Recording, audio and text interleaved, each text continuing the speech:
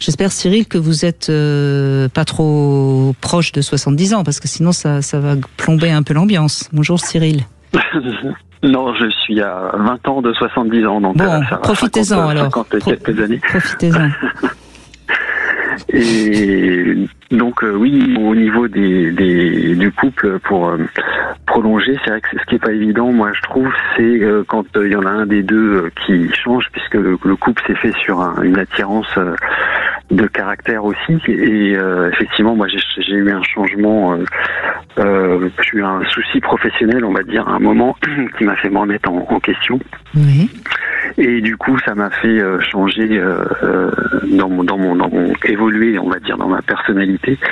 Et après, le conjoint, effectivement, c'est pas évident pour lui de retrouver sa place, puisque moi, en fait, j'étais un peu je prenais pas trop mes responsabilités, plutôt enfantin dans le caractère, et ma femme était donc une contrôlante, et donc forcément, on s'est bien trouvé.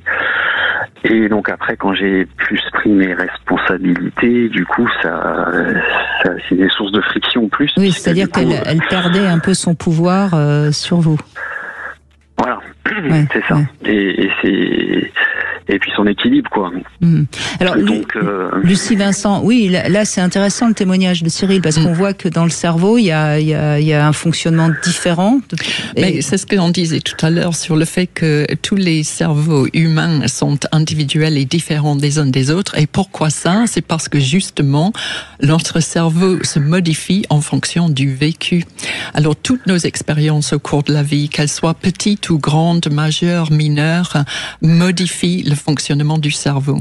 Alors là où on a trouvé un cerveau en équilibre avec un autre cerveau pendant quelque temps, s'il y en a un qui évolue dans un sens et un autre pas du tout, ou dans un autre sens, effectivement, on peut se trouver dans un couple qui ne fonctionne plus, où on n'a plus ses repères, où on n'a plus les mêmes plaisirs dans les interactions. Et donc, d'où l'intérêt de faire des bilans réguliers du couple, de voir où on en est soi-même, primordialement, et de ne pas hésiter à faire évoluer son cerveau pour que on garde le même niveau que son partenaire, pour qu'on soit aussi quelqu'un qui pose des questions sur lui-même, qui comprend mieux son propre fonctionnement, pour mieux s'adapter à son partenaire, mais aussi pour devenir éternellement quelqu'un de séduisant, quelqu'un de intriguant qui va attirer l'attention de son partenaire.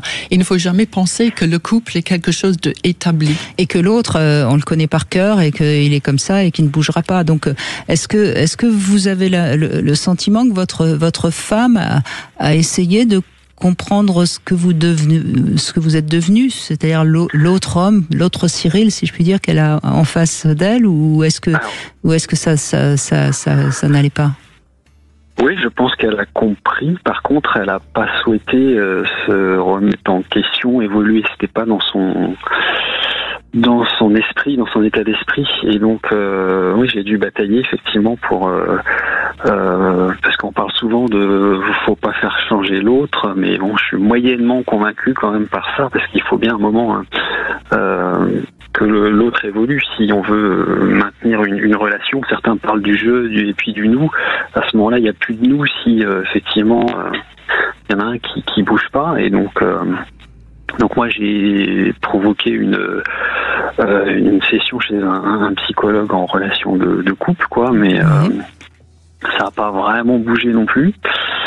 Et puis il a fallu qu'il y ait beaucoup de friction encore pour que parce que je voulais pas lâcher, j'allais pas forcément revenir en arrière, hein, c'était impossible pour moi, donc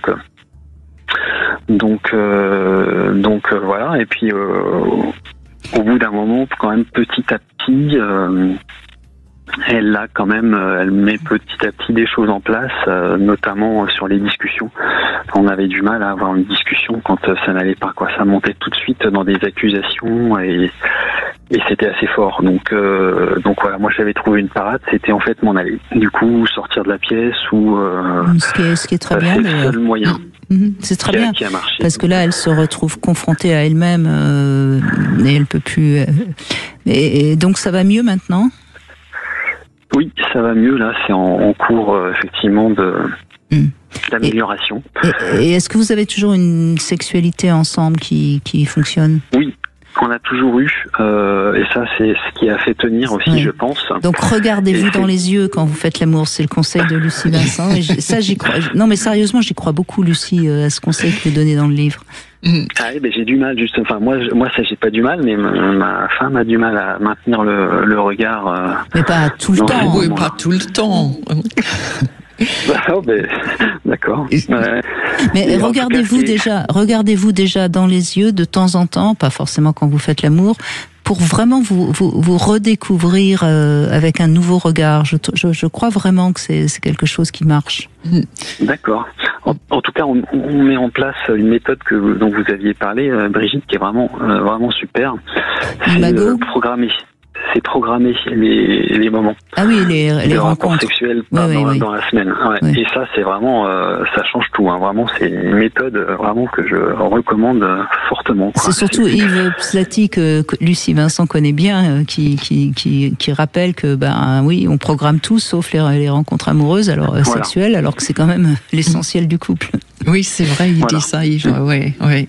Et votre envie de continuer de vous séduire, c'est quand même aussi la clé. Et je pense que cette envie de rapport sexuel qui continue est quelque chose de très important. Et ce que vous avez dit tout à l'heure sur le fait de sortir de la pièce, je pense qu'il y a beaucoup de parades comme ça qui permettent d'éviter de faire monter les choses, mais plutôt d'envoyer chacun à leur réflexion pour se retrouver sur un niveau de discussion abordable, réfléchi. C'est un petit peu le genre de conseil justement que je préconise dans le livre. Voilà, donc écoutez, vous n'avez pas besoin du livre de Lucie Vincent. Ne l'achetez surtout pas. Vous avez l'air de bien gérer votre couple. Bravo Cyril. Merci. Merci à vous. Allez, on fait une petite pause et on se retrouve dans un instant sur Sud Radio 0826 300 300. À tout de suite.